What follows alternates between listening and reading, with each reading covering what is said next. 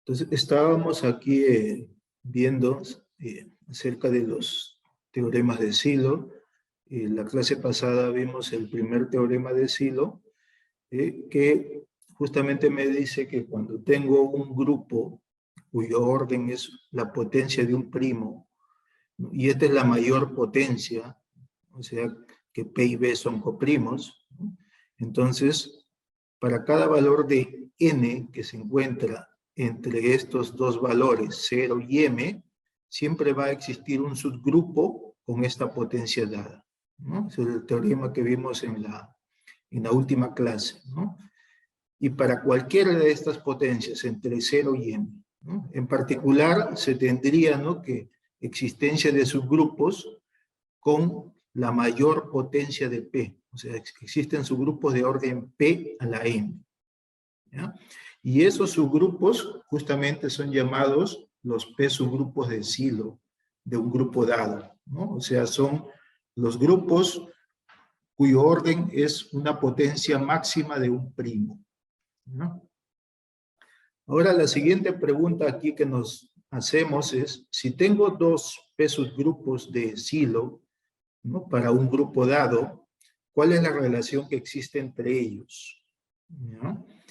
Entonces, para eso, vamos aquí a considerar un conjunto C, ¿ya?, que sería el conjunto de todas las clases que determina algún grupo de Sylow, ¿no? AP1, donde A varía en el grupo G, ¿ya? Y vamos a formar ahora una representación, ¿ya?, de este grupo P sub 2, ¿no?, usando este conjunto de clases, que es un conjunto finito porque todo siempre es relativo a un grupo finito, ¿no? Aquí el grupo de partida es finito. Este conjunto, esta representación es la traslación, que agarra un elemento del grupo de Sylow P sub 2 y lo manda aquí a la traslación, ¿no?, que funciona de este modo. Agarra una clase de P1 y lo manda a esta clase que obtiene al multiplicar G por A, ¿no? Esto de aquí es una representación, ¿no?, que se vio en los ejemplos ya de representaciones. Y siempre que tenemos una representación, ¿no?, dijimos que induce eso una relación de equivalencia en el conjunto C.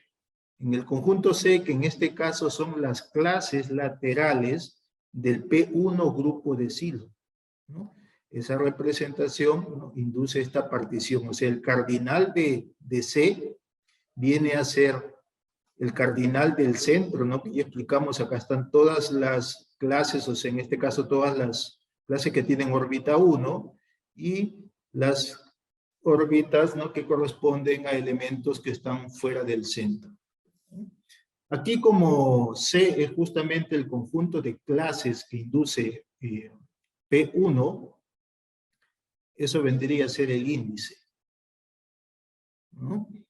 Bien, como por definición, ¿no?, los P subgrupos de Sylow son potencias del primo P, ¿no? Y una de las propiedades que se vio en la última clase es que los órdenes de las órbitas que se generan con una representación, ¿ya?, van a dividir al orden del grupo, ¿no?, del cual parte la representación. En este caso, dividen al orden del grupo P sub 2.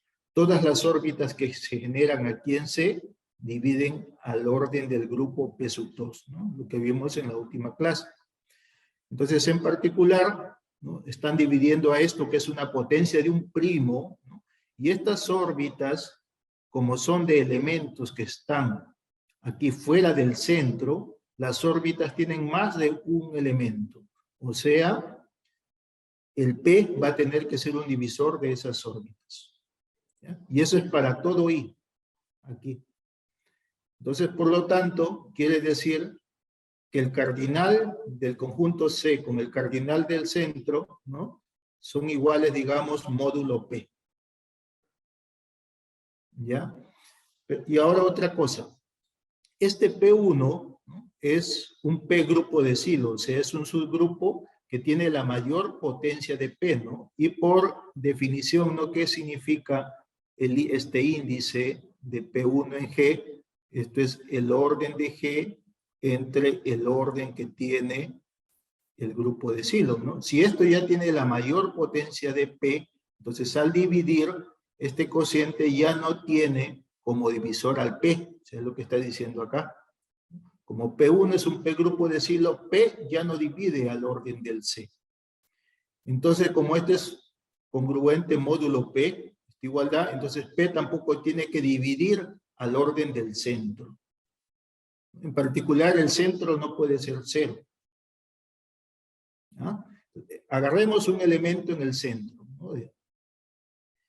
En este caso, ¿no?, los elementos de C son las clases laterales de P1, ¿no? Entonces agarremos una clase de P1 para que esté en el centro. ¿Qué significa esto? Que la órbita que genera esta clase tiene que tener un elemento, ¿no? ¿Cómo se genera la órbita? Multiplicando por elementos del grupo, ¿no? En este caso el grupo de la representación es P sub 2, o sea, esto de acá.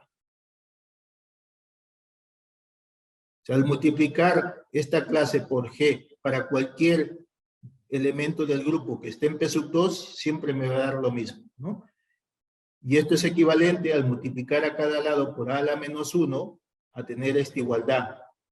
Y como este G es cualquiera que esté en P sub 2, esto de aquí sería equivalente a tener esta otra igualdad de acá. ¿Ya? Bien. Entonces, ¿qué es lo que con eso estamos verificando, no? Que si P1 y P2 son P subgrupos de Silos, ellos son conjugados. O sea, uno se obtiene a partir del otro multiplicando a derecha y a izquierda por algún elemento del grupo y por la inversa. O sea, estos de acá son conjugados, ¿no? Entonces, de ese modo se obtienen todos los elementos, todos los grupos de Silo, ¿no?, o que tiene un grupo dado. Basta con determinar uno y los demás los obtengo por conjugación, multiplicando a un lado y al otro por el elemento de un grupo y por su inversa, ¿no? Entonces, de ese modo, hemos probado justamente, ¿no?, el segundo teorema de Silo, ¿no? Es lo que hemos probado acá. Que si el orden del grupo, bueno, en las condiciones dadas, ¿no?, es P a la M, y esta es la potencia máxima, y P y B son coprimos, si agarro dos P sub 1, dos subgrupos de Silo P1 y P sub 2, ellos son conjugados. ¿Ah? Entonces, eso es justamente lo que dice el segundo teorema de Silo, la relación que hay entre dos subgrupos de Silo cualquiera. Uno tiene que ser conjugado del otro. Bien, de una vez veamos referente al tercer teorema de Silo, que ahora me va a hablar acerca de la cardinalidad de subgrupos de Silo que hay, ¿no? ¿Cuántos subgrupos de Silo tiene un grupo dado, ¿no? Como siempre vamos a estar acá en las condiciones dadas, ¿no? O sea, un grupo de orden finito, pero que tenga como factor a una potencia de un primo, y esta es la potencia máxima. ¿Ya? Entonces vamos a denotarle así con n sub p a la cantidad de p subgrupos de Silo que tiene este grupo G. Entonces vamos a ver qué información podemos obtener de esta cantidad.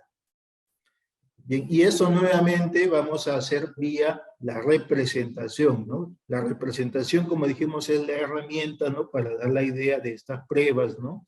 Justamente, ¿no?, la representación de un grupo en un grupo de las biyecciones de un conjunto dado. Entonces, en este caso, vamos a considerar C el conjunto formado por todos los P subgrupos de Silo. O sea, el cardinal de C es lo que estamos denotando aquí como N sub P.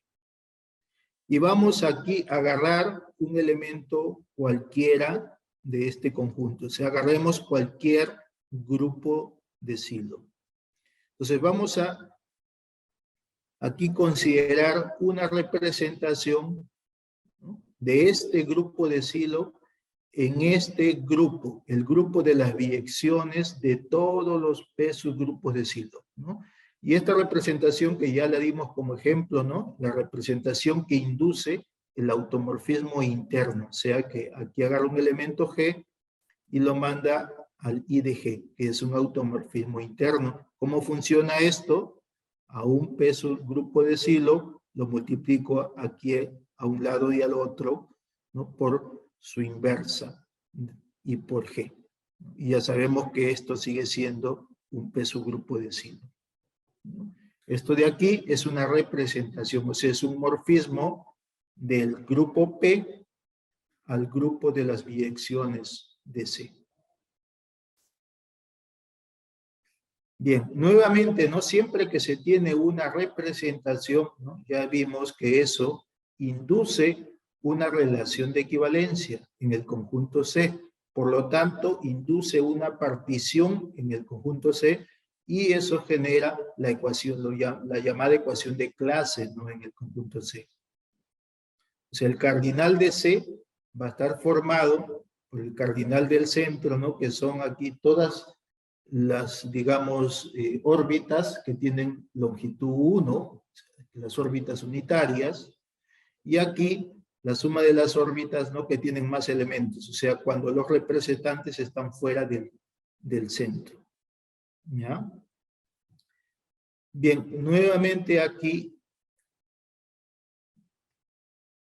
por la propiedad que vimos la clase pasada, ¿no?, sabemos que el orden de la órbita cualquiera va a dividir al orden del grupo que genera esta representación, que en este caso es el grupo de Silo P. Entonces, las órbitas que se generan, su cardinal siempre va a dividir al cardinal del grupo P. Es lo que está acá, que justificamos en la clase anterior. Bien, ahora si consideramos precisamente las órbitas que no están, que están fuera del centro, o sea, que van a tener más de un elemento, pues, ¿no?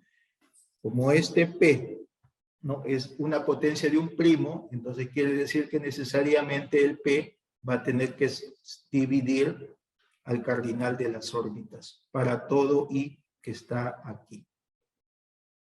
Entonces, todo este sumando, ¿no?, tiene como divisor al P. ¿Ya?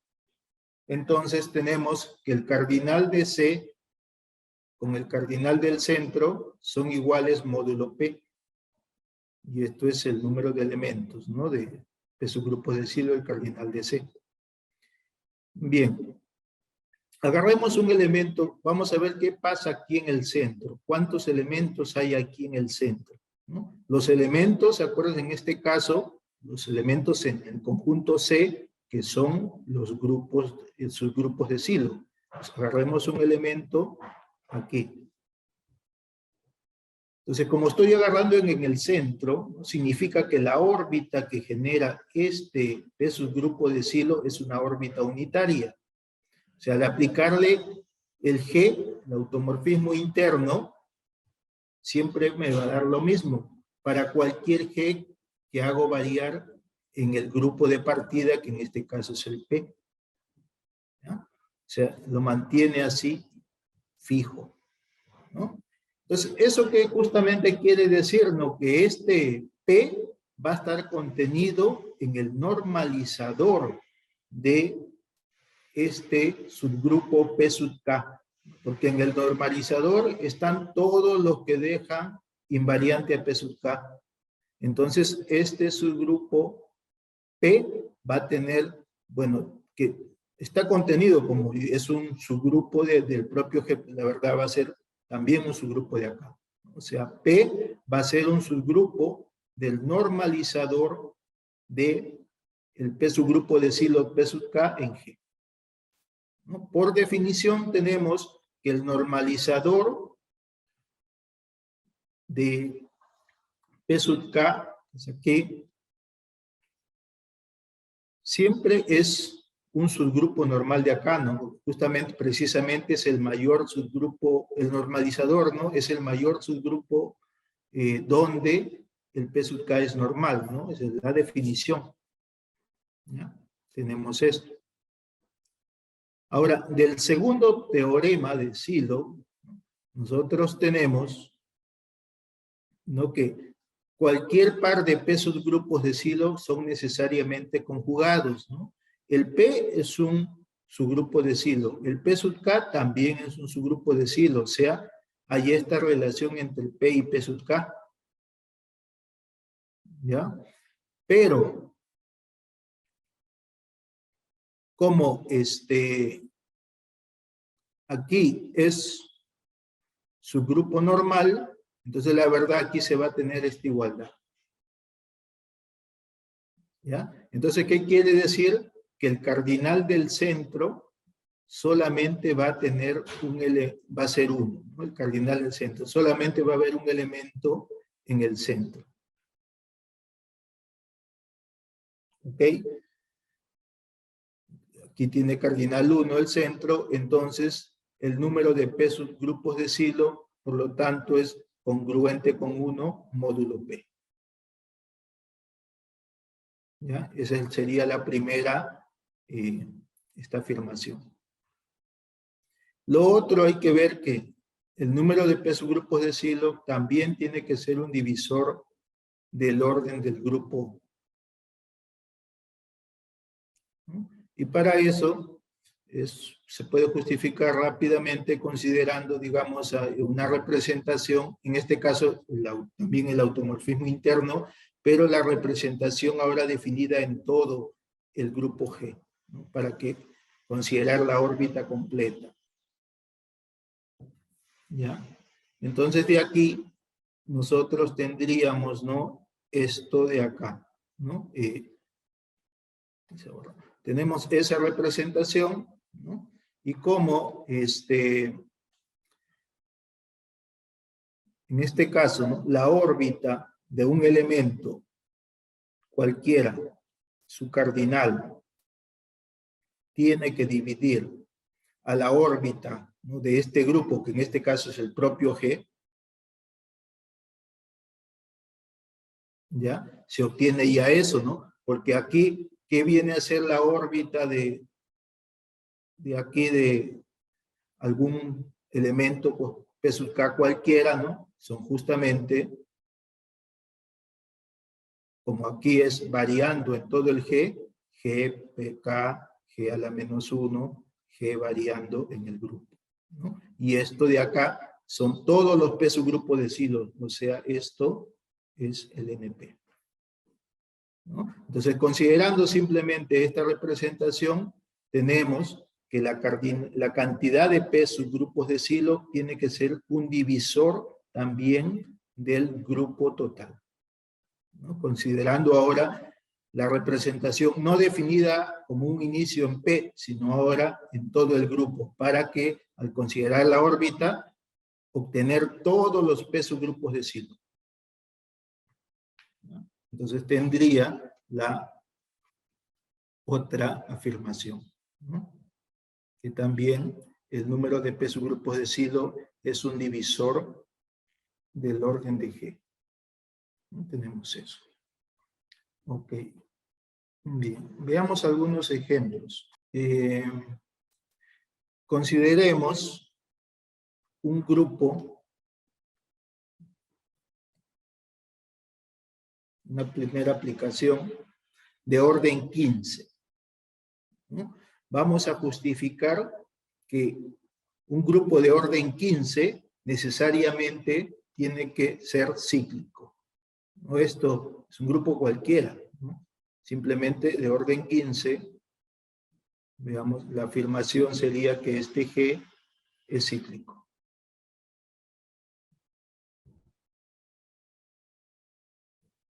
¿Ok? Y para eso justamente vamos a usar los teoremas de Sylow, ¿no? Primeramente, nos descomponemos el cardinal, 3 por 5. ¿No?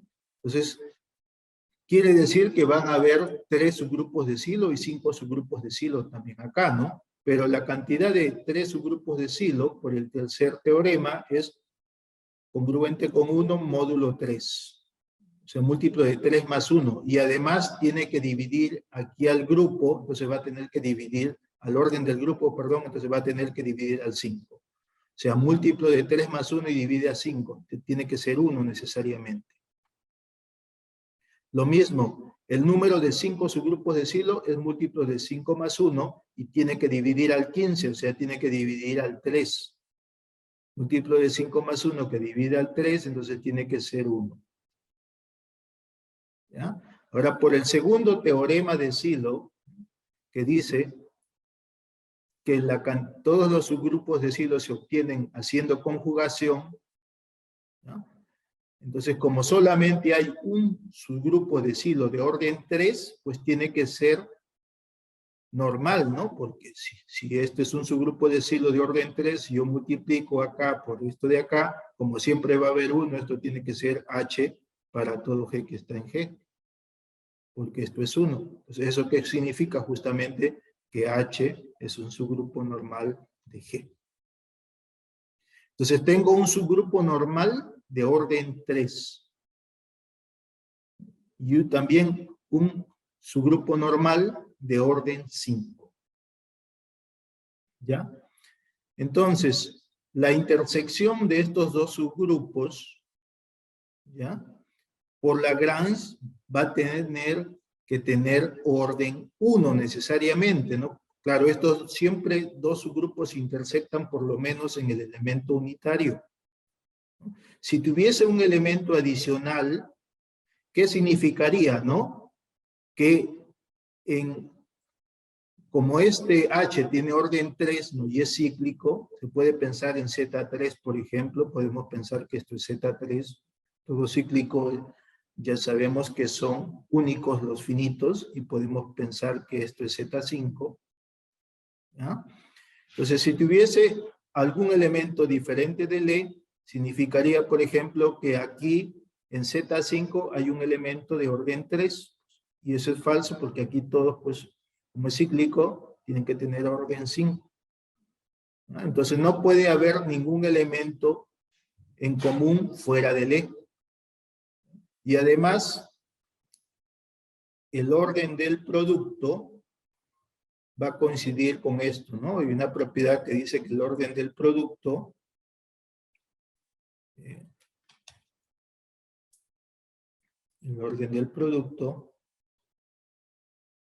es igual al orden del H por el orden del K entre el orden de la intersección, ¿no? Entonces, justamente usando eso, tenemos que el orden de el producto es 15. O sea, con eso tenemos que H por K tiene que ser el grupo G.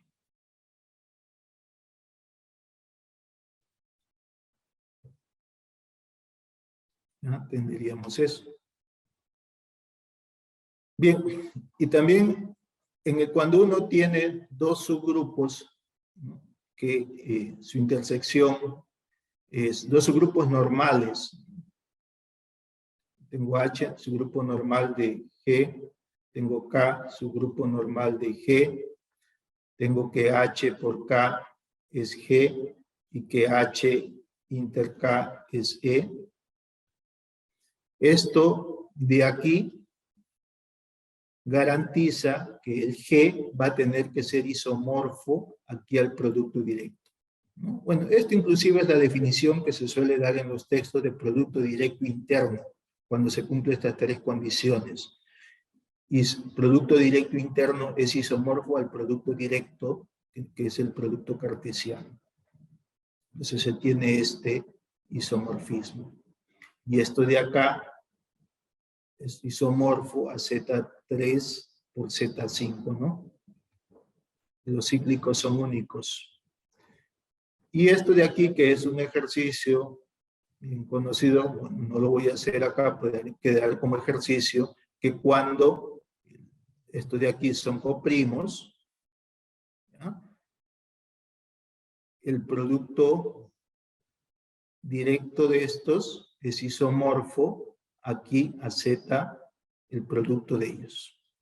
Es simplemente considerar este morfismo que va de los enteros para aquí al producto cartesiano, que aquí algún entero lo manda a la clase en Z3 y a la clase en Z5.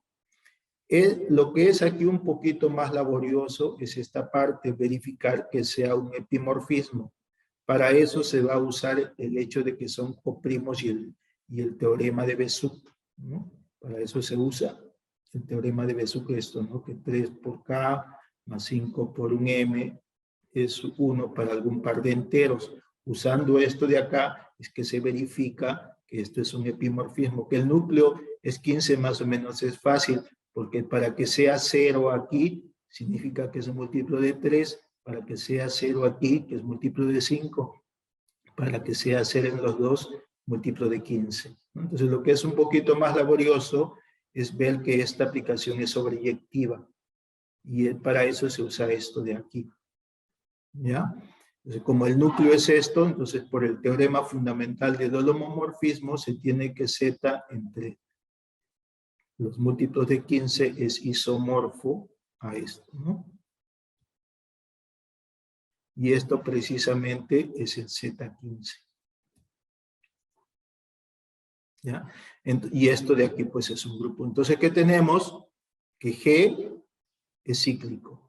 Está siendo isomorfo a Z15, ¿no? Entonces, nada más por la cardinalidad, el grupo necesariamente se ve obligado a que sea cíclico, ¿no? Nada más de su cardinalidad.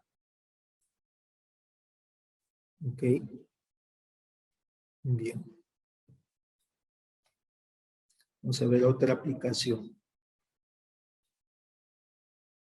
Consideremos un grupo de orden 56 ahora. ¿Ah?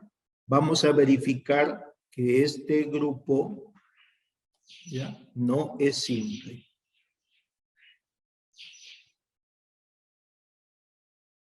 O sea que vamos a verificar que este grupo tiene subgrupos normales no triviales. Vamos a ver que no es simple. Bien, para esto vamos a hacerlo vía los teoremas de Sylow. Hacemos la descomposición del 56 en factores primos. Tenemos acá 7 por 2 al cubo. ¿Ya? Entonces, esto ya me dice que hay 7 subgrupos de Sylow y también 2 subgrupos de Sylow, ¿no? Lo que queremos ver es su cardinalidad. La cardinalidad de los 7 subgrupos de Sylow dice que tiene que ser congruente con 1 módulo 7. Y además divide al 56, o sea que divide al 8. O sea, múltiplo de 7 más 1 que divide al 8. Tiene que ser o bien 1 o bien 8. Hay esas dos posibilidades. En el caso de que solamente haya un 7 subgrupo de Sylow, nuevamente por el segundo teorema, o sea, todos los conjugados tienen que ser uno solo. ¿Y eso qué significa? Que ese grupo es normal. Entonces, por el segundo, existe un subgrupo normal de orden 7. Entonces, ya eso implicaría que no es simple, ¿no? Porque hay subgrupos normales diferentes de los triviales. En el caso que haya 8 subgrupos de Sylow, 7 subgrupos de Sylow, ¿no? Entonces tenemos acá, más o menos, digamos, en azul, esos 8 subgrupos, ¿no? Todos siempre tienen que tener en común a la identidad, ¿no? Aquí tienen a la identidad, pero aquí digamos que están los subgrupos de Sylow, ¿no? Tenemos aquí, digamos, el P1, P2, ¿no? 3, el P8. Todos estos son los 7 subgrupos de Sylow. Y son diferentes, ¿no es cierto? Pero en común tienen a la identidad. O sea, fuera de ellos van a haber 6 elementos. Bueno, aquí he puesto más puntitos, pero hay 6 puntitos, ¿no? Ahí están los 6. ¿Ya? Entonces, ¿eso qué significaría, no? Si uno cuenta los elementos, entonces van a existir, ¿no? 6 por 8, que de estos, ¿no? Afuera de la entidad en cada uno hay 6, entonces habrían 8 elementos acá, 48 elementos de orden 7, ¿no? Porque como todos tienen orden 7, pues todos tienen que ser isomorfos acá. Pues en Z7 tenemos, ¿no? Cualquier elemento diferente de la identidad necesariamente tiene orden 7. Perdón, acá. Estamos, sí, pues orden 7, ¿no? Un ratito que esto está. Ponelo esto acá arriba mejor. Ok. Entonces acá, ¿no? Tenemos acá el 7. Entonces todos los elementos diferentes de la identidad, si X está acá y X es diferente de la identidad, el orden del X es necesariamente 7. ¿Ya? Entonces acá tendríamos, la verdad, aquí debería ser 7 y aquí debería ser 42.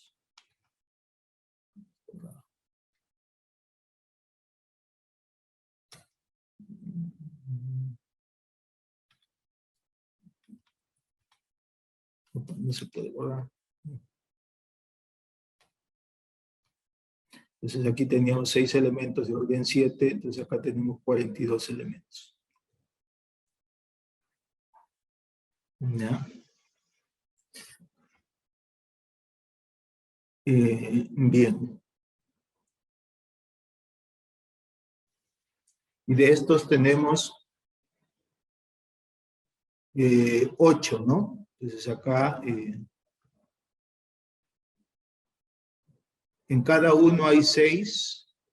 Aquí entonces deberían, en cada uno de estos, ¿no? Hay 6 y acá hay 8. Entonces, bueno, sí está bien, ¿no? Entonces van a ver acá, está bien, ¿no? 6. Estoy contando simplemente los elementos acá, todavía nada con relación al orden, ¿no? Entonces hay 42 elementos aquí en los rojitos, ¿ya? En cada uno de estos hay 6 y en total, ¿no? Hay 8, entonces hay 6 por 8, 48 elementos acá, ¿no? No quiero nada del orden todavía. 48 elementos y cada uno de ellos tiene orden 7, ¿ya? Ahí está, hay un elemento que es la identidad que tiene pues orden 1. Aquí ya van 49 elementos. Bien, luego por el primer teorema de Sylow, también necesariamente debe haber un grupo de Sylow de orden 8, o sea, debe haber por lo menos un 8, un grupo de orden 8. ¿Ya? Entonces, colocando aquí por lo menos ese grupo de orden 8, o sea, aquí la identidad que también tiene que estar, y 7 que están afuera, ¿no? Entonces, ya se completarían, ¿no? Los 56 elementos que deberían haber, ¿no? Como por lo menos existe un subgrupo de Sylow de orden 8, con estos 49 que hay, ya contados, y con estos que estoy agregando, estos de acá, que están apareciendo aquí, ya se va a completar el total, ¿no? Entonces, solamente pues va a haber un subgrupo de Sylow de orden 8, o sea, solamente va a haber un subgrupo de Sylow. Y si esto de aquí es 1, entonces, ¿qué significa? Que necesariamente tiene que ser un subgrupo normal, ¿no? Y si un subgrupo normal, en este caso, de orden 8. ¿Ya? Entonces, en cualquiera de los casos, pues siempre va a existir un subgrupo normal no trivial. Así valga 1 o así valga 8, siempre voy a encontrar un subgrupo normal no trivial, ¿no? ¿Eso qué quiere decir? Que este grupo G va a ser necesariamente un grupo que no es simple, ¿no? Tiene subgrupos normales no triviales. Vamos a ver aquí otra aplicación, ¿ya? Que esto de aquí está relacionado con tal vez un poquito con la teoría de Galois, ¿no? Ustedes saben que cuando tienen un polinomio, por ejemplo, de grado 2, ¿no? Eso tiene una fórmula para resolverlo. Cuando tienen un polinomio de grado 3 y de grado 4, también tienen una fórmula para resolverlo, ¿no? Y en general, para grado mayor que 5, mayor o igual que 5, no hay una fórmula, bueno, por radicales, ¿no? Para resolverlo, ¿no? Pero puede que haya algunos polinomios, ¿no? Que sí se pueden resolver por radicales, ¿no? Entonces, justamente el que estudió eso fue Galois, ¿no? Él consideró que cuando se tiene, bueno, al menos estoy con un polinomio acá irreducible en un campo de característica cero, por ejemplo, podemos pensar aquí en los reales, por ejemplo, ¿no? Si considero su grupo de Galois asociado a él,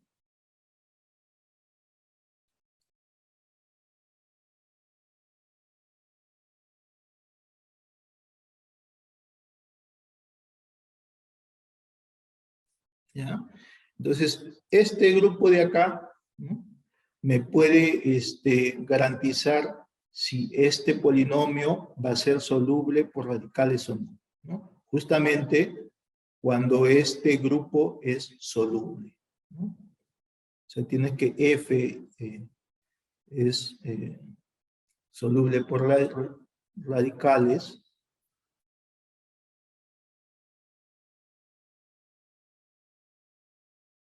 Sí, solo si este grupo G es un grupo soluble. ¿Ya? ¿Y qué significa esto? Que un grupo sea soluble, ¿no? Eso significa que se puede obtener aquí una sucesión de subgrupos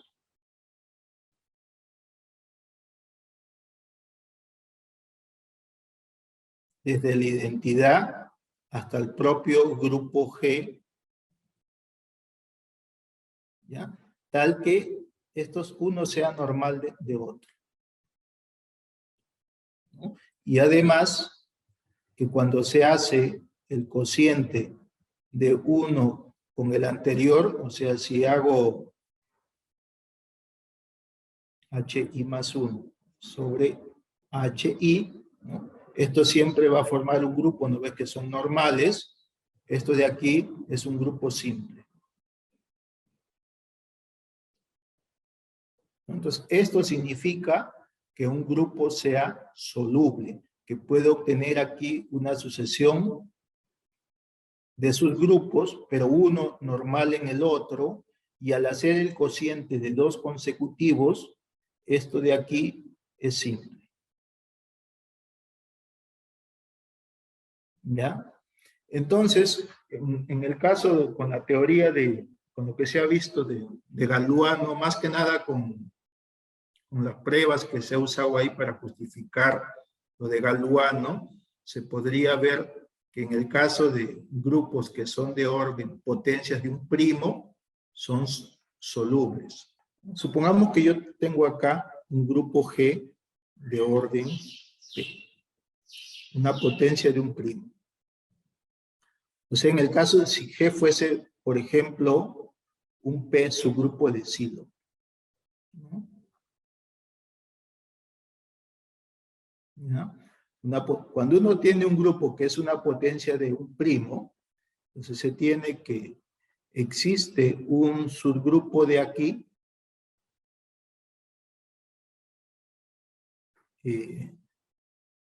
normal, tal que el orden de este subgrupo va a ser una potencia menos.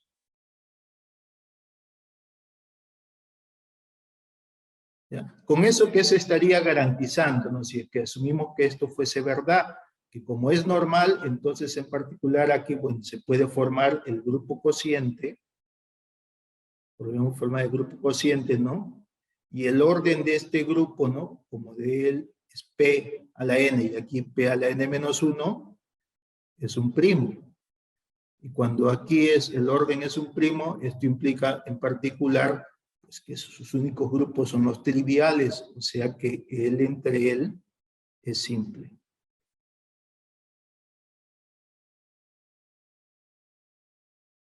¿Ya? Entonces, esto de aquí se puede justificar básicamente con la misma idea que se hizo, digamos, para justificar el primer teorema de Silo.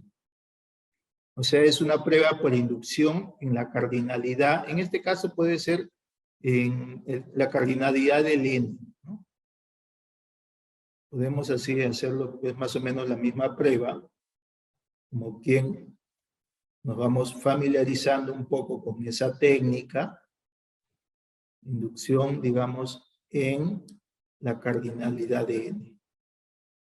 En el caso de que el N sea pues 1, esto de aquí es inmediato, porque si el orden es primo, sus únicos subgrupos son los triviales. Entonces, eso ya se está cumpliendo. Entonces, vamos a suponer cuando esto es mayor, y supongamos que sea válido para P a la N menos 1, digamos, cualquier grupo, ¿no? Y consideremos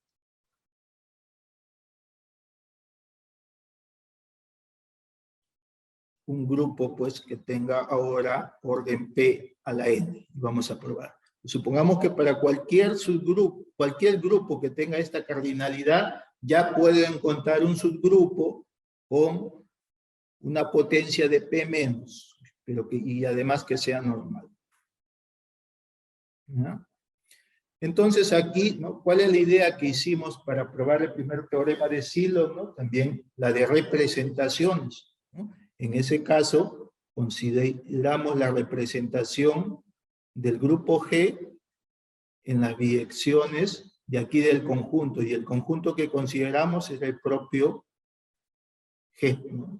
Era cuando se considera el conjunto el propio G, que aquí a un G lo manda al I de G. Que esto es el automorfismo interno, ¿no? Que aquí va de G para G, que a un H lo manda G a la menos 1, H por G, ¿no? Esto es una representación, ¿no? Como es una representación, entonces en particular induce una relación de equivalencia aquí en el conjunto, ¿no? Que en este caso el conjunto es el propio G. Entonces me va a particionar el conjunto G, ¿no? Que quiere decir, ¿no? Que el orden de G va a ser el orden del centro,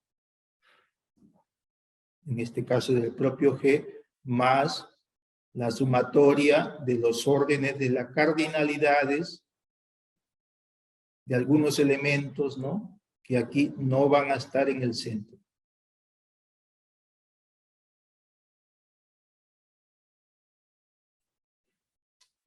¿Ya? Bien, nosotros tenemos, ¿no? Que para este caso,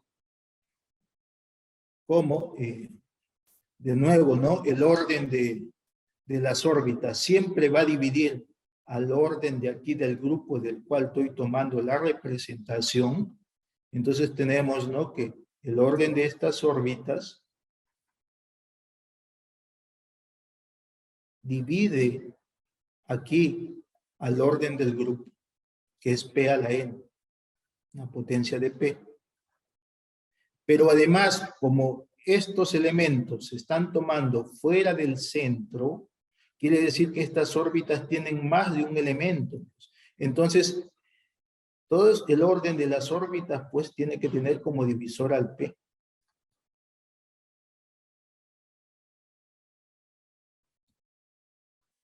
Y esto es para todo I. ¿No? Entonces, ¿qué tengo, no? Que a todos estos sumandos los divide a P, obviamente, aquí al orden de G también lo divide a P, entonces el P tiene que dividir al centro. Al orden del centro, ¿no? El P divide al orden del centro, ¿no? Y acuérdense que el centro de cualquier grupo siempre es un grupo abeliano, ¿no?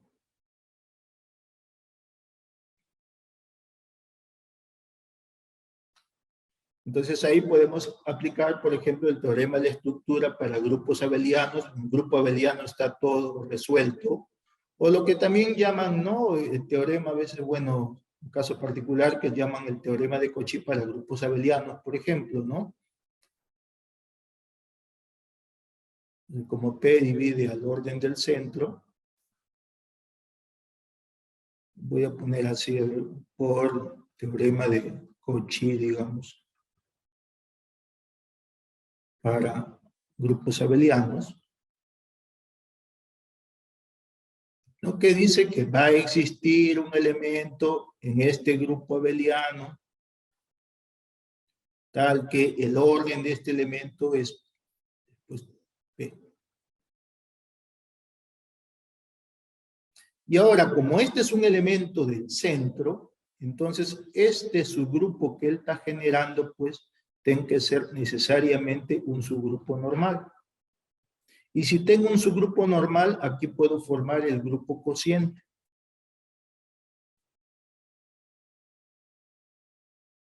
Y puedo entonces tener, por ejemplo, la proyección, que es un epimorfismo. Y cuando uno siempre tiene aquí un epimorfismo, por ejemplo, tenemos el teorema de la correspondencia.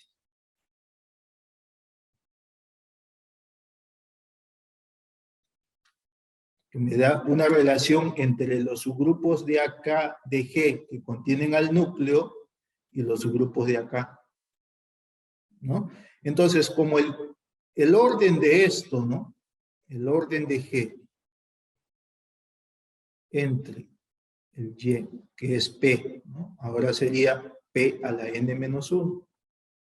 Entonces aquí podemos aplicar la hipótesis ya inductiva.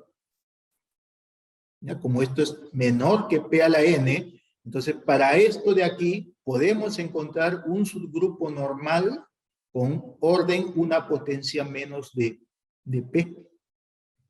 Por hipótesis inductiva existe un H' subgrupo normal de acá, tal que el orden de H' sea P a la n-2. ¿Ya? Ahora el teorema de la correspondencia justamente va a decir que a este H', pues, le corresponde aquí 1, que es justamente la preimagen, ¿no? A este le está correspondiendo acá pi a la -1. Y el teorema de la correspondencia dice, pues, que esta correspondencia preserva, por ejemplo, la normalidad. Esto va a ser un subgrupo H. Como esto es normal acá, pues este va a ser normal de G. ¿Ya? Entonces simplemente ahora, ¿no? Justamente, si tomamos la imagen de él, vía la proyección, que sería todas las clases que él genera, ¿no? Que esto es el H'. Entonces de acá, ¿qué tendríamos, no? Que el orden del cociente da esto, entonces el orden del H va a ser el orden del H', que es P a la n-2, por el orden de H, que es P a la n-1. Entonces hemos encontrado un subgrupo normal de G de orden P a la n-1. Y ya está, y eso es lo que se quería. ¿Ok? Muy bien. Entonces, de ese modo, pues, se puede, ¿no? Como ya tengo un grupo de orden P a la n, un P subgrupo de Sylow, digamos, y tengo, ¿no? Por el primer teorema, ¿no? Para cada potencia siempre hay un subgrupo, ¿no? Si esto de acá es P a la n, el orden de acá, sí. Bueno, vamos a poner así, ¿no?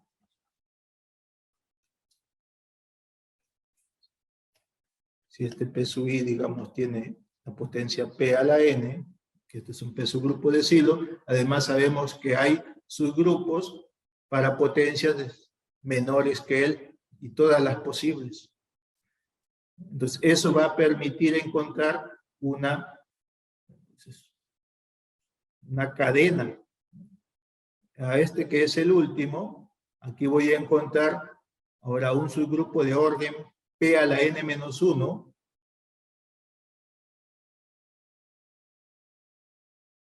pero que tenga orden, no, justamente n-1 y que es normal acá. Igual a este que tiene orden P a la n-1, voy a poderle encontrar algún subgrupo normal con una menos, ¿no? Y así, hasta llegar acá a la identidad. ¿No?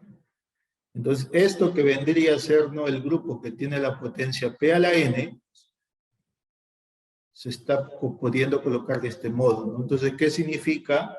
Que este grupo G es soluble, ¿no?